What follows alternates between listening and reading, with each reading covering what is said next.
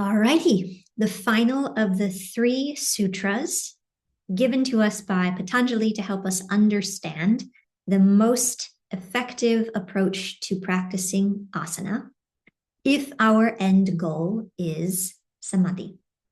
In the context of Prāṇaśakti, this course, we're wanting to practice asana in such a way that we develop a high degree of sensitivity to the presence of prana in the body, in the mind, and in the space in which the body-mind is held.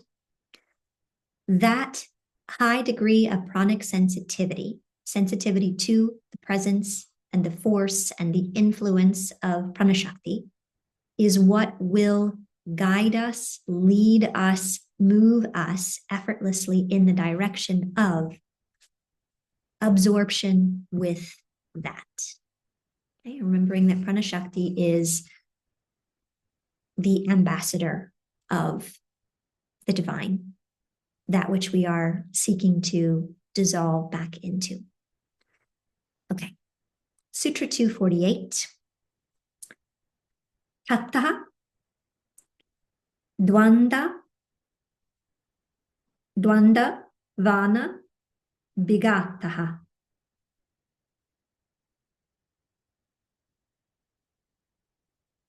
Dvandvana bigataha.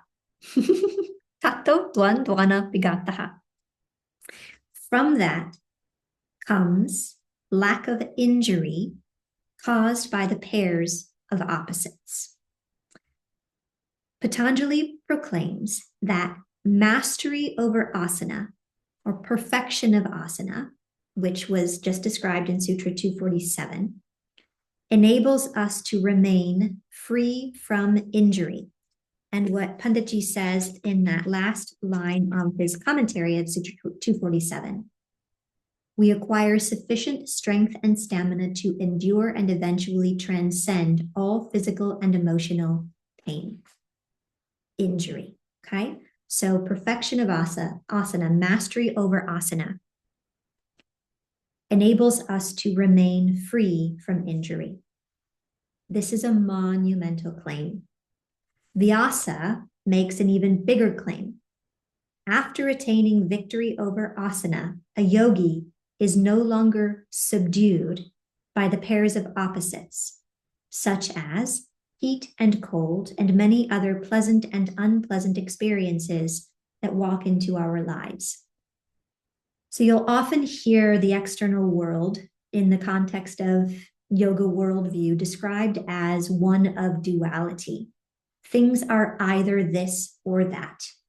And the mind, the quick, reactive mind, the instinctual mind that is tasked with the job of helping us to navigate quickly without too much deliberation in order to stay safe and survive the machinations of the external world, categorizes everything as good, bad, safe, harmful, right, wrong, me, them, up, down, you name it. Everything is either this or that. This is the world of duality, the world that is comprised of a seemingly infinite collection of pairs of opposites.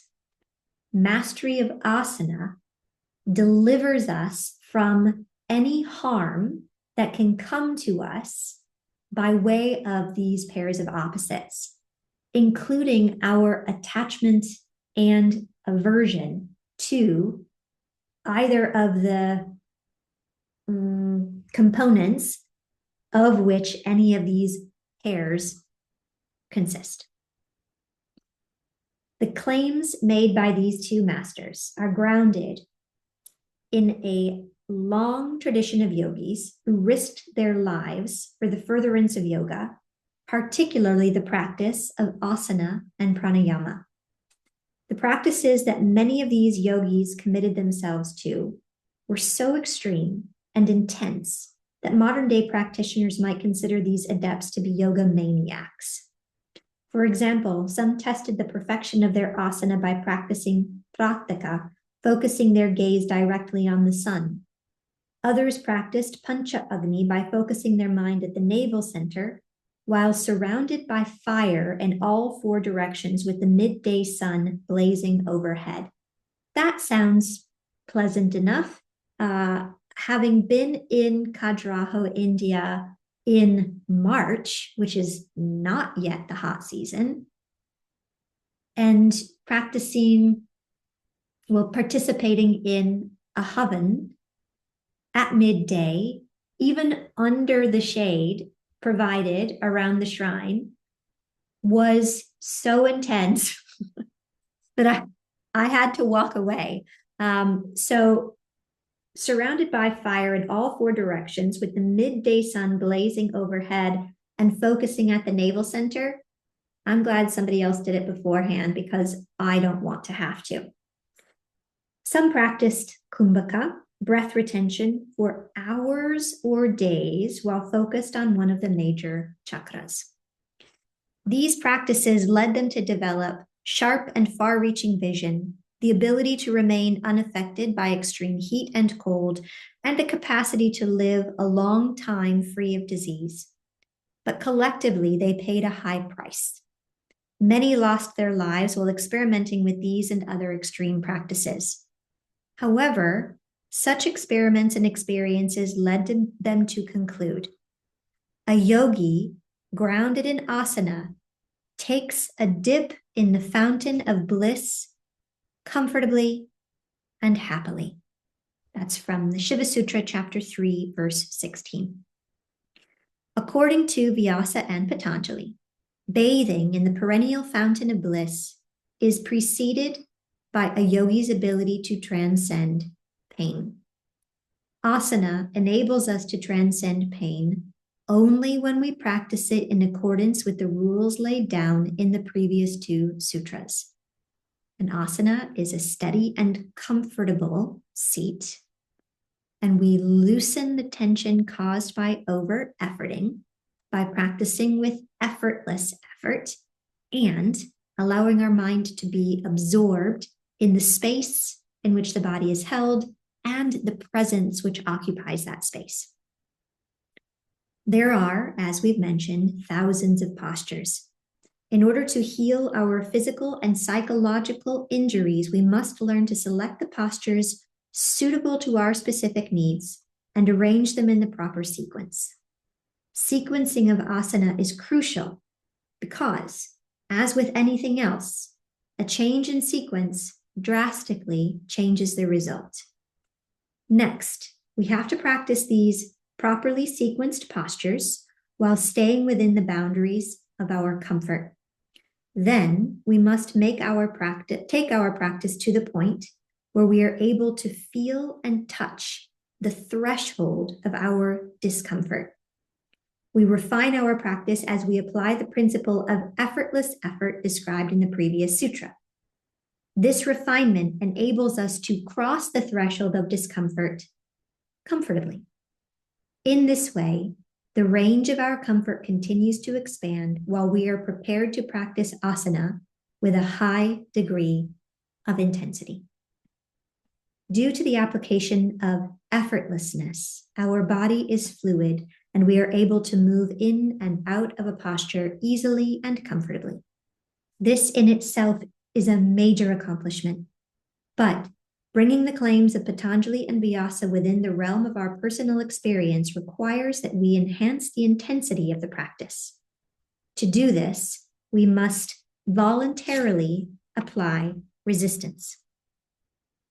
We take a big leap when we augment the intensity of our practice with the power of resistance. In this light, yogis in the Sri Vidya and Natta traditions have selected a series of asanas that are simple enough for anyone, but when the intensity is increased and resistance is applied, these simple postures influence our body and mind at a totally different level. Intensity and resistance are applied by combining asana with the practices of pranayama, bandha, and mudra. This high-intensity sequence of asana, further augmented by a high degree of resistance, culminates in one master practice, Agnisara. As we see in Appendix D,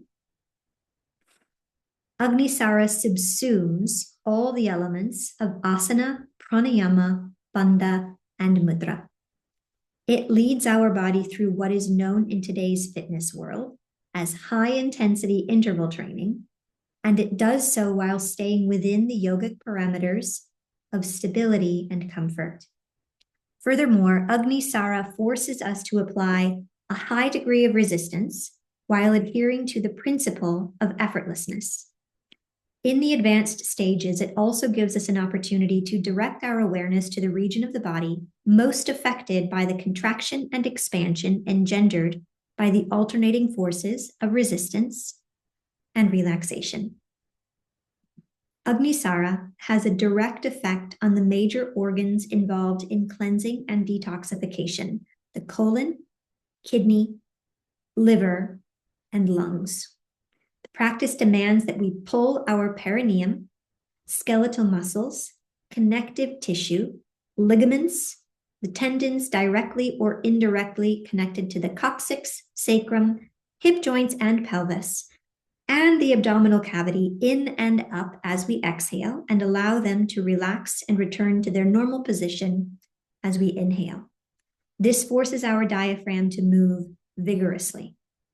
The enhanced performance of the diaphragm and the lungs strengthens and regulates the functions of our heart, lifting the energy from the lower chakras, concentrating it at the navel center, and further churning it under the enormous compression created by Agnisara, awakens our inner fire, boosts our autonomic nervous system, particularly the vagus nerve, and regulates and nurtures our visceral organs.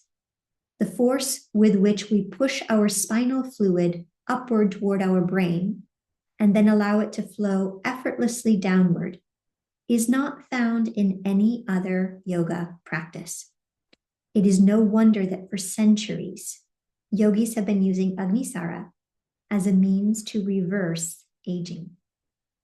Put simply, this master practice fills our body with vitality, strength, and stamina. Agnisara energizes all our internal organs. It enhances and balances the functions of the central and autonomic nervous systems. It restores the link between our heart and brain. It awakens cellular intelligence, particularly in the region of our abdomen and intestines. Agnisara makes us robust and energetic, thus allowing us to reclaim our extraordinary immune system. Pleasant and unpleasant experiences, both physical and psychological, can no longer disrupt the ecology of our body and mind. We become stable and comfortable in our body, a quality we must cultivate in order to practice pranayama. That is the subject of the next sutra. For another day. So, utilize these lectures, again, just me reading from Panditji's commentary on chapter 2 of the Yoga Sutra. His commentary is called Sadhana Pada, the practice of the Yoga Sutra. Consider your current relationship with asana and how well this guidance aligns with the way that you are currently engaging, and identify just a few places that you are ready to make some subtle adjustments. We don't need to completely flip the script overnight, although you're welcome to if that's what you feel called to do. If you are attached to the way that you're currently practicing asana, then just make some minor adjustments. A little less here, a little more there, doing our best to find what steadiness and comfort feel like in our body and mind. Softening our approach to practice enough that we can allow the mind to rest and become fully absorbed in the presence of Prāṇaśakti in and around the space of the body.